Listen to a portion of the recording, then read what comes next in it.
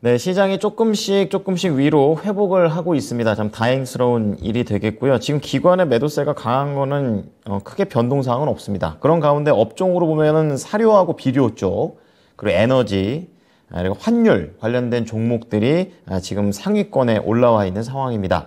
자, 오전장 지금 10시 16분 지나고 있는데요. 키워드 원투펀치를 조금 더 자세하게 분석해 보겠습니다. 교보증권의 사용관 차장입니다. 차장님 안녕하세요.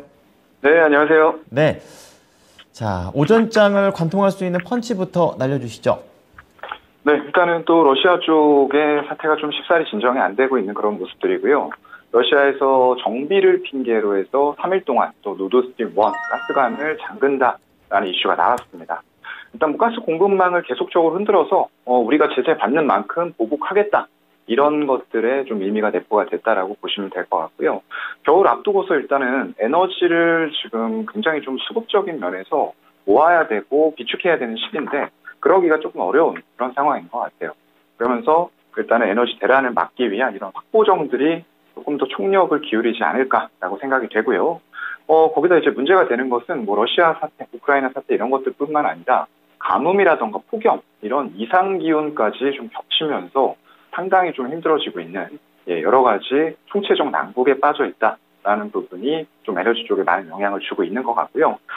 유럽 연합 쪽에서는 가스 절약을 하기 위한 비상계획을 발표를 하기도 했고요.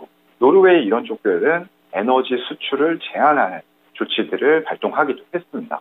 근데 그런 것들 가지고 좀 이제 글쎄요, 좀 완전하게 막을 수는 없다라는 것들이 좀 업계에서 알려진 평판이고요.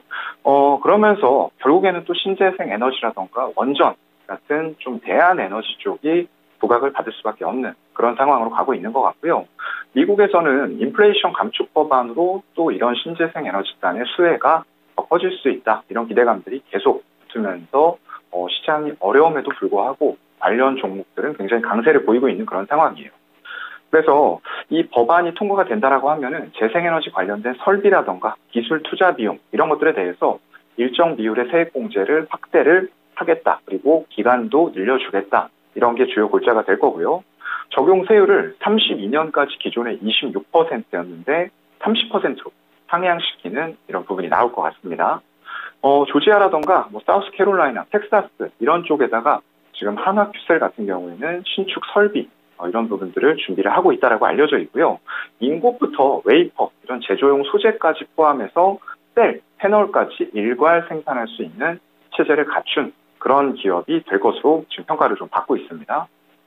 일단 한화솔루션 자체가 이런 세액공제 혜택으로서 내년에 받을 수 있는 규모가 2,600억에 달할 것으로 추정치가 좀 나오고 있어요. 굉장히 큰 규모인데요. 한화큐셀이라고 하면은 이제 미국 내에서 주거용 태양광으로는 모듈 시장 점유율 1위를 가지고 가는 업체입니다. 24% 정도의 점유율을 가지고 있고요. 상업용에서도 21%에 달하면서 2위를 차지하고 있는 중국의 JA 솔라 이쪽과 2배 이상의 격차로 1위를 하고 있는 미국 내에서 단일 사업자 규모로는 최대 수혜를 받을 수 있는 그런 1위 업체라고 보시면 될 것 같고요. 결국에는 이런 세액공제 혜택을 빌미로 해서 더욱더 추가적인 증설, 향후 에너지원 다변화에 대해서 미리미리 캐파를 증설한다라고 했을 때는 1위 사업자를 붙여나가는 과정들이 될 것 같고요. 결국 규모 경제 달성하면서 태양광 전반의 밸류체인을 강화해 나가겠다라는 전략들이 좀 통할 것 같습니다. 그거 외에도 일단은 뭐 텍사스, 캘리포니아 이런 쪽들의 태양광 발전소도 같이 운영을 하고 있는 상황이고요. 거기다 일단은 풍력 같은 경우가 아직까지는 설치가 되고는 있지만 태양광 대비해서는 조금은 부족한 부분들. 하지만 내년에 간다라고 하면은 이런 지금 현재 조선 쪽 관련된 기자재 업체들이 많이 움직이고 있는데 결국 이게 조선에만 한정되는 게 아니라는 거죠. 현재는 이제 조선에 조금 더 많은 수출을 받으면서 큰 효과들이 나고 있지만 결국 내년 그 이후로 갔을 때에는 풍력 관련된 기자재들이 더욱더 많은 수요로 설치가 되면서 실적들이 플러스 알파가 날 수 있는 그런 환경까지 와 있다라고 보시면 될 것 같습니다. 네. 자, 지금 러시아 쪽에서 계속해서 에너지를 가지고 좀 무기화하는 움직임에 대해서 걱정만 할 것은 아니고 이걸로 좀 투자의 힌트로 돌려볼 수 있는 그런 부분까지 짚어주셨습니다. 자, 그럼 오늘 장을 이길 수 있는 펀치로 넘어가 보겠습니다. 오늘 장은 워낙에 좀 분위기가 조금은 좀 눌려 있어서 어떤 부분을 좀 봐야 될까요? 글쎄요. 일단은 지금 우리나라의 폴더블 폰 또 4세대로 다시 좀 돌아왔습니다. 뭐 반응들은 약간 엇갈리는데요. 9월에는 또 굉장히 큰 대작이 하나 기다리고 있죠. 애플의 아이폰 14이 또 출시가 예정이 되어 있어요. 9월 7일 날 공개를 한다라고 하고요. 이런 고물가, 굉장히 좀 인플레이션이 높게 유지가 되고 있는 상황. 그럼에도 불구하고 어떤 기업의 실적을 담보할 수 있는 요인 중에 하나가 일단 이런 제품과 브랜드에 대한 소비자들의 충성도, 이런 부분들을 좀 봐야 될 것 같아요.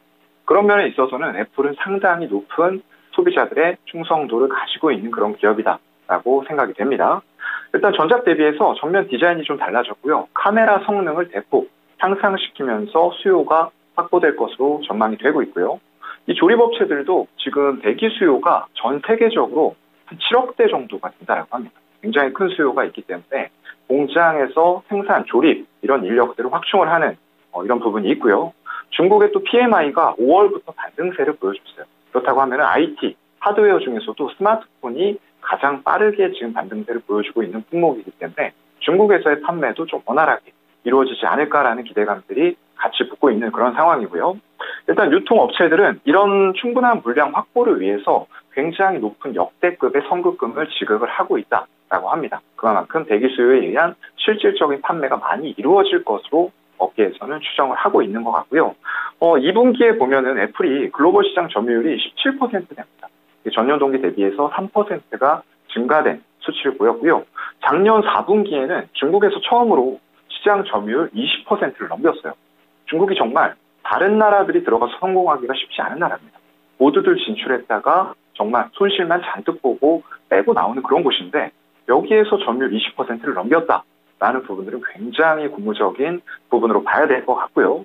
삼성전자하고 중국 로컬 스마트폰 업체들은 점유율이 모두 하락한 반면 애플 같은 기업들은 불황에서도 이제 선택과 집중 전략을 펼치면서 물론 어떤 구조 조정이나 이런 것들 비용 감축 얘기를 하면서 시장에 좀 실망감을 안겨주기도 했는데요. 이런 것들은 이제 사업 부문이 조금 안 되고 있고 정리를 해야 될 부분에 국한이 될 것이라는 거죠. 지금 잘 되고 있는 부분들을 오히려 선택하고 집중하면서 더욱 폭넓은 매출을 이런 쪽들에서 추구를 하겠다라는 전략이 나타날 것으로 보입니다. 일단 아이폰 14 초도 물량은 전작 대비해서 한 15% 정도 증가된 물량이 될 것 같고요. 이게 최근 주가 흐름이 굉장히 양호하게 비춰지는 것들이 LG 이노텍이라던가 BH 같은 애플 관련주 쪽으로 볼 수 있을 것 같아요. 사실상 삼성의 이제 폴더블 관련주들은 굉장히 주가 흐름이 좋지 못합니다. 특히나 이제 대표적인 내장 힌지 하고 있는 파인테크닉스 이런 쪽들인데 주가가 정말로 기관과 외국인들의 매도에 의해서 끝없이 내려오고 있어요. 거기다가 뭐 태경 하이테크라던가 KH바텍 전부 다 같은 흐름들을 보여주고 있는데 오히려 이런 쪽들은 굉장히 견조한 흐름을 상반되게 보여주고 있다라는 것들이 이제 애플에 대한 그리고 아이폰 14에 대한 기대감들이 그만큼 더 크다라는 부분들을 볼 수가 있을 것 같고요. LG 노텍 보면은 3개월 전 대비해서 영업이익 추정치를 계속 올리고 있습니다. 올해 들어와서 한 번도 영업이익 추정치를 낮춘 리포트가 나온 적이 없어요. 그만큼 어려운 시장 환경, 이 고물가 상황에서도 확실하게 실적을 낼 수 있는 기업이다라고 생각을 하고 있는 것 같고요. 그만큼 애플에서의 독보적인 위치를 차지하고 있습니다. 점유율이 거의 한 60에서 70% 정도 된다라고 생각하시면 될 것 같고요. 일단 이런 부분들이 물량하고 품질을 조건적으로 만족시킬 수 있는 업체들이 마땅히 없다라는 부분들이 이런 독점적인 지위를 더욱더 강화시켜주는 요인들이 될 거고요.